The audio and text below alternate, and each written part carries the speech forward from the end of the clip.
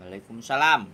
Waalaikumsalam warahmatullahi wabarakatuh. Piye ceritane? Habis data ganda selesai, extend visa hasilnya piye wingi? Aku belum datang hari ini, ntar aku datang sama majikan ke imigrasi Wantai. Oh, Soalnya mantap. kemarin Senin aku datang terus dikasih surat itu, disuruh Ngisi? majikan nulis surat rekomendasi itu. Betul. Terus Semuanya disuruh buktinya itu kalau di sini majikan masih menginginkan aku enggak kayak gitu loh.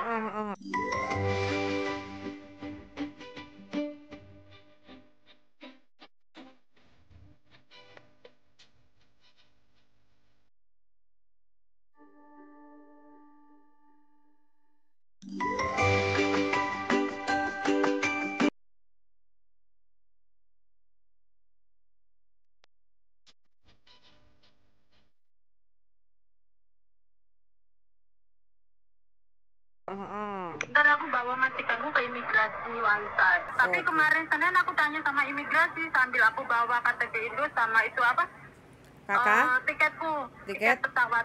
Terus aku Terus? tanyain sama imigrasi, gimana ntar kalau aku pulang Indo cuti ada masalah nggak? Terus pihak imigrasi ngomong, nggak ada masalah, kamu bisa pulang. Nanti kalau kamu mau balik sini bulan 8 itu tak kasih itu visa. Kan kamu cuman extend visa, bukan renew kontrak kayak gitu loh imigrasinya.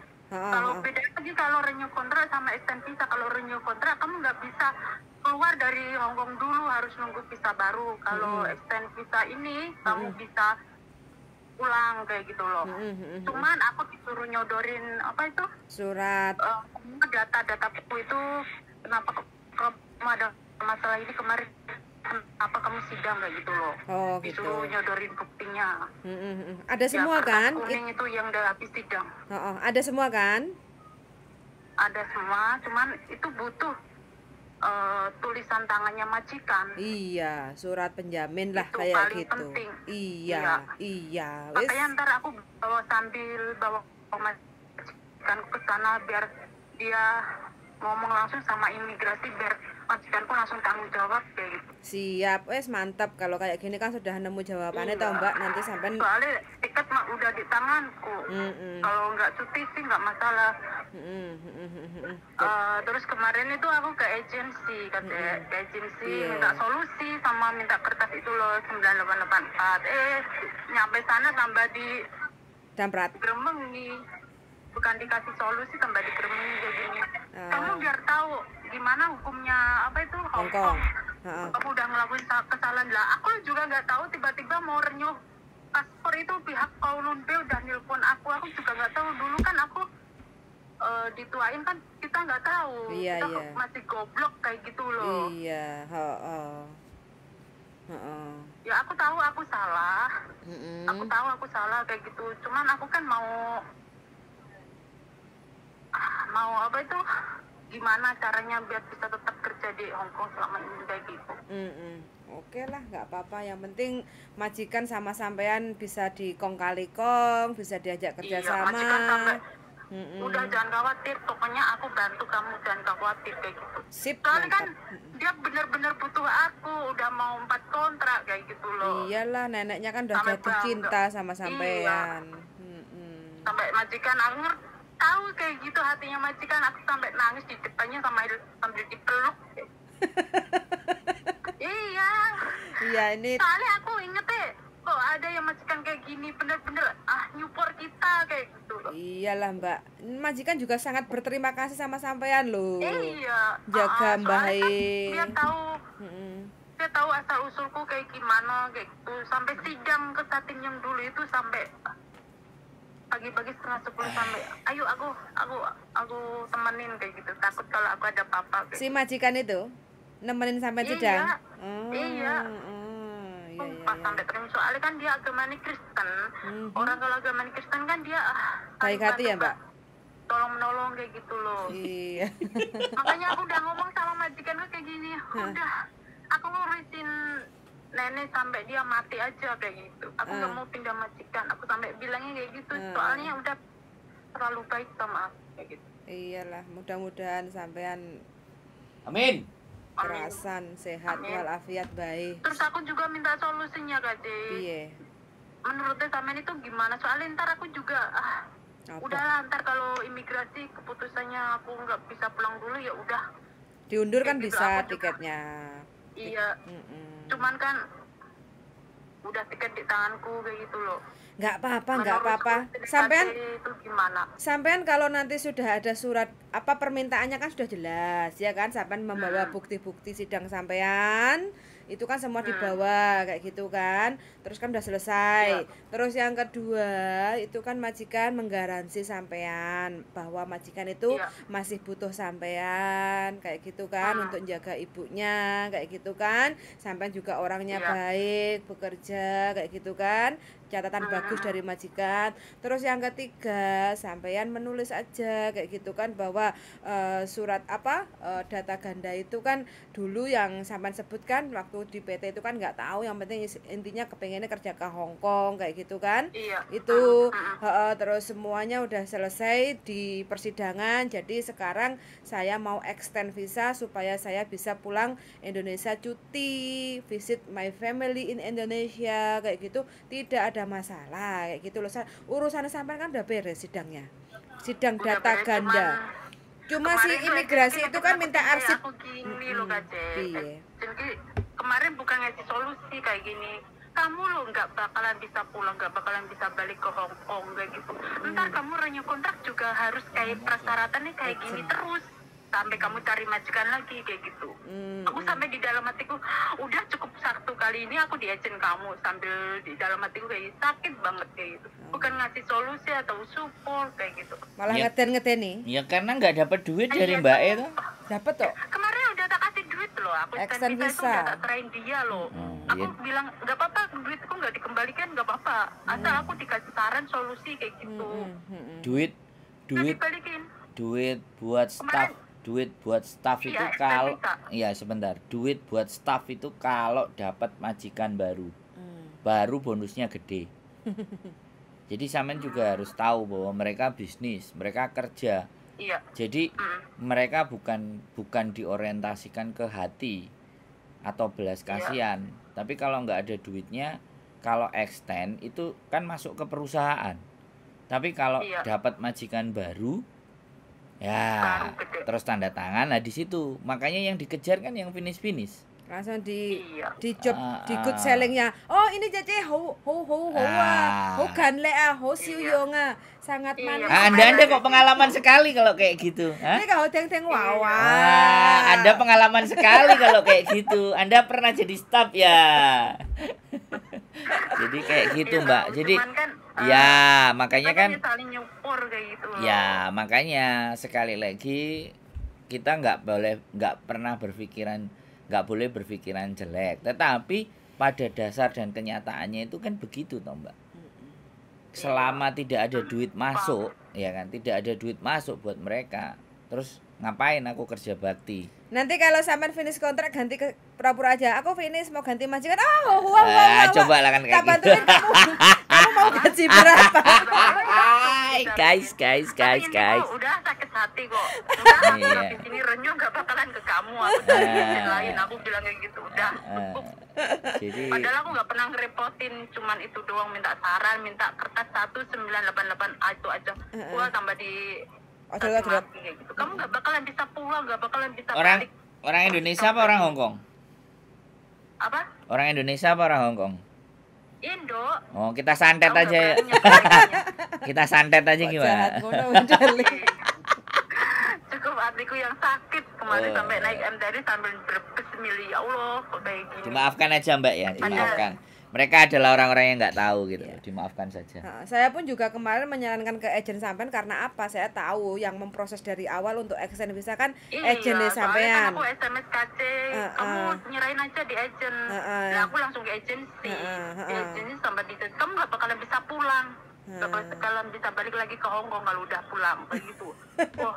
Ya udah kalau memang keputusannya agen seperti itu nggak mau, harusnya kan itu kan tinggal nulis deret-deret, tapi ya udahlah, terkuatnya kan majikan sudah mau dibawa ke imigrasi, nulis surat itu wis aman, tentram, sampai nggak akan ada masalah terbesar di Hong Kong kayak gitu. Iya. Padahal baru kali ini ya Allah kayak mimpi, sumpah kayak mimpi. Apalagi masuk sidang kemarin, Puh, piye rasane Mbak? Kepoyo-poyo, sampean nggawa popo. Panas. Adem panas, gak doyan maam. Kan nggak ada masalah toh Mbak. Kan nggak ada. Itu nggak bisa tidur sambil mikirin baru ini mimpi apa kenyataan. Kok aku disuruh sidang, aku ngelakuin kesalahan yang apa? Aku nggak nyuri, nggak apa. Masalah kayak gini harus disidang kayak gitu. Aku mikirnya kayak gitu. Di sidang itu apa aja Mbak sih yang ditanyain?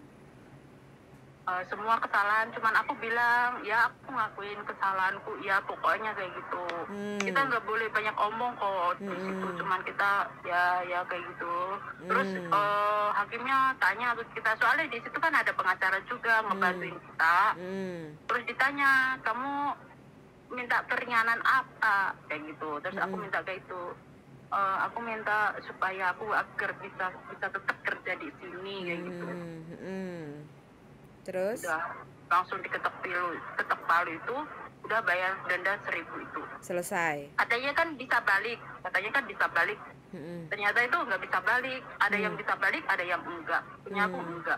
Udah nggak apa-apa, sepenting masalahku udah diketok palu udah. Oke, nah itu kan arsipnya itu kan di Kalon B Satin kayak gitu kan, makanya imigrasi itu meminta sampean sekarang ini kan lagi ada kasus case recordnya kan terdetek Mbak dari KTP sampean itu. Iya. Makanya imigrasi Wance itu masih dipantau 12 bulan. Makanya nggak imigrasi boleh ngelakuin kriminal. Imigrasi Warning. Imigrasi Wance kan meminta file-filenya sampean itu untuk di masukin ke file sampean di imigrasi, terus minta support dari majikan bahwa sampean itu masih dibutuhkan di Hong Kong. Artinya kan sampean masih bisa melanjutkan kontrak. Gitu, nggak ada masalah Mbak. Yang penting sampean bekerja baik sama majikan istilahnya di membutuhkan sampean. Data gandanya ketahuan karena extend. Bikin data bukan. Kenapa? Mau renew paspor. 5 tahun pas itu renew paspor. Aku ketahuannya langsung di polisi Kowloon B itu langsung telepon HP ku langsung. Bukan dari Wancai. Berarti kan jadi karena gini Mbak, ketahuannya itu macam-macam. Ada yang extend visa, ada yang renew kontrak, ada yang didatengin ke rumah. Renew paspor. Sebentar. Renew paspor. Renew paspor itu KJRI loh. Ayo, KJRI kan? Bukan, langsung polisi Kowloon. Seta Mbak, sebentar. Sebentar. Sampean renew paspor itu KJRI, kenapa kok polisi Kowloon B? Maksudnya gimana ini? Makanya aku juga heran. Enggak, data ganda itu kan Kowloon B yang ngurusi. Iya, artinya nggak ada hubungannya sama renew paspor. Jadi tiba-tiba langsung ditelepon sama Kowloon B. Itu Mbak, berarti bukan renew paspor. Karena renew paspor data Indonesia. Paham nggak? Renew paspor itu ke KJRI. Lah sampean diteleponnya sama Kowloon B, ndak ada hubungan. Iya, Pak, langsung Kowloon. Berarti dia lagi pengecekan data. Terus tahu-tahu dicek. Soalnya gini, Mbak. Data ganda ini ada yang disamperin ke rumahnya. Ya. Ada pas renew kontrak, ya kan? Ada pas extend visa atau ada pas masuk lagi ke Hong Kong dari Jutking. Jadi banyak lapisan karena mereka berhubungan. Jadi sinergi data itu sudah satu kali kita ada problem di imigrasi dimanapun keluar masuk itu kena, bahkan polisi. Gitu. Pas lebaran Cina itu loh, aku pernah pergi ke Makau, paling itu. Cuman aku di imigrasi gak ditanyain apa-apa. Ya mereka pas pengecekan. Ya enggak pas pengecekan natural Mbak, karena sampai langsung ditelepon. Pas ngecek di kantor, mungkin hari itu dia nelpon beberapa orang untuk dibetulkan, gitu loh. Jadi mungkin intinya enak, nggak digerebek. Ada yang digerebek di rumah. Mungkin dia didatengin ke rumah. Teleponnya nggak bisa dihubungi kan, tahu alamat bisa kontrak. Jadi. Kalau Mbak E kan mungkin nggak ganti nomor. Bisa jadi. Jadi soalnya kadang-kadang kita itu nelpon. Iya. Di sana itu nelpon nomornya kan kantor. Kalau kantor anak-anak dianggapnya kan promosi. Terus nggak diangkat. Nah, biasanya digerebek. Ya macam-macam pokoknya intinya. Dan sebenarnya kan tidak ada masalah toh, cuman pikirannya sampean dhewe lah yang nguyo ngising. Akunya mikir aku ngelakuin kriminal apa disuruh ke Kowloon. Aku mikir kayak gitu. Terus Selama aku telepon agensi. Selama gini. Jadi kan sampean bisa menyimpulkan, mohon maaf saya potong. Berarti kan sampean bisa menyimpulkan bahwa ketika sampean masih diinginkan majikan nggak usah khawatir dengan data ganda. That's right, apakah benar kayak gitu? Nah, sebenarnya gitu buat teman-teman semuanya yang data ganda di luar sana yang masih di dalam majikan, selama majikan sampean masih menginginkan sampean, ya kan? Itu lebih baik disampaikan. Nanti kalau tiba-tiba ada informasi dari Kowloon B atau polisi imigrasi atau pokoknya bagian imigrasi, majikan nggak kaget gitu loh. Atau ibaratnya kita ngomong sendiri gitu loh, nggak ada masalah. Menyerahkan diri, saya pernah ada data ganda gini. Jadi memudahkan tugas mereka. Kalau kayak sampean ini kan dia menemukan seret, jadi menemukan terus ditelepon, kebetulan sampai ngangkat. Nah, jadi buat teman-teman semuanya yang juga yang ngerasa datanya masih ganda nggak perlu takut. Kalau ada teleponnya kantor, ya kalau promosi ya dimatikan. Tapi kalau itu dari imigrasi dan dia resmi officer, baru diangkat. Itu loh, telepon nomornya loh, tak kira juga promosi. Terakhirnya juga 2. Tak kira itu promosi. Terus dia pertama, halo, nyebutin namaku. Kayak gitu, nyebutin nama, aku kaget lah. Terus dia bilang, ini aku imigrasi Kowloon. Ya bukan imigrasi Kowloon, polis kayak gitu loh. Aku kaget, kok bisa punya nomorku, padahal nomorku juga baru, nggak ada yang tahu, majikanku aja nomor ini nggak tahu. Aku mikir kayak gitu. Terus aku ngomong, disuruh datang ke sana, kamu bisanya tanggal berapa, bulan berapa. Terus iya mbak, taunya dari mana? Jadi sampean daftar SIM card kan pakai KTP toh? Iya. Nah dari situ mbak. Iya. Aku soalnya pakai kartu orang Hong Kong, jadi pakai kontrak kerja sama KTP. Nah iya, jadi kan kartu itu kan harus diregistrasi pakai KTP toh? Iya. Ah di situ dia dapat datanya. Itu diinput, makanya nomor telepon. Sangat cepet kayak gitu. Ya itulah Hong Kong, makanya anak kita nggak usah main-main kalau di Hong Kong. Kalau soal urusan data nggak usah main-main kita sama Hong Kong. Iya. Coba langsung tegas, nggak kayak pegawai Indo. Weh. Tolong jangan disebutkan di sini. Tolong Indonesia tanah air beta, tolong tidak perlu disangkut pautkan di sini. Oke. Aku sampai heran kayak gitu. Ya nggak apa-apa. Di sana lo masih bisa ditandain, serius masih bisa ditandain, nggak dibentak-bentak, ditandain bener di sana. Kita nggak perlu takut di Kowloon sana, tambah ditandain, terus diguruin kayak gitu. Nah, jadi ini buat teman-teman yang di luar sana ini kesaksian Mbak E ya. Saya sekali lagi ndak gosip, infonya infonya langsung A1 dari mbaknya yang mengalami. Karena dari kemarin ada grupnya anak yang data ganda itu aku nggak dapat informasi gitu loh. Nah, sekarang dapat informasi bahwa sidang itu tidak perlu khawatir, tidak perlu nguyuh ngising, adem panas kayak Mbak E ini yang sudah ada pengalaman, sudah bercerita buat teman-teman, dan mudah-mudahan kalian santai-santai saja, yang penting hubungan dengan majikan tetap jalan yang baik. Terus kalau perlu diinfokan dulu ke majikan. Jadi kalau terjadi apa-apa majikan nggak tiba-tiba panik. Karena majikan ini kan nggak semua orang bisa nerima. Kayak sampean kan kebetulan majikan baik, ya sudah, mosok wae lah, ayo diurus, ayo diatur kan. Nah, ada yang tiba-tiba, kamu kenapa? Kamu ngapain? Bla bla bla bla bla bla. Langsung diinterminate kan ya susah. Makanya teman-teman harus tahu dan paham karakter majikannya, kancongan apa enggak, terus yimcim apa enggak. Nah itu makanya kalau teman-teman punya masalah, sampaikan dulu biar mereka nggak khawatir. Jadi tapi ada juga yang dia cerita malah tambah diselesaikan. Ada yang kita jujur tapi malah ajur gitu loh. Kan ada majikan yang tipe karakter kayak gitu. Makanya itu kembali ke teman-teman lah. Mau seperti apa. Makanya aku itu mikir kayak gini. Ya Allah, untung aku dulu itu mau pindah majikan. Kurang 1 hari aku udah mau keluar, terus aku telepon malam-malam, telepon majikanku. Ya udah, itu mau tak tinggal, majikanmu udah tak mau tak tinggal, aku udah mau tanda tangan majikan lain. Aku kasihan lihat nenekku sama majikan itu nangis. Nggak apa-apa lah, gaji standar nggak apa-apa, yang penting aku nyaman sama nenekku sama majikan. Aku telepon malam-malam, ya udah Dada, aku harus mau renyuh sama kamu langsung. Bahagia banget sumpah, aku baru kali ini dapat majikan kayak gini. Amin. Sebelumnya meskipun dia pelit nggak apa-apa, yang penting aku nyaman, nggak pernah marahin aku, udah. Iyalah, kan 8 juta toh Mbak 1 bulan. Gaji apa nek Indonesia? Ngledek mbae 8 juta tiap bulan.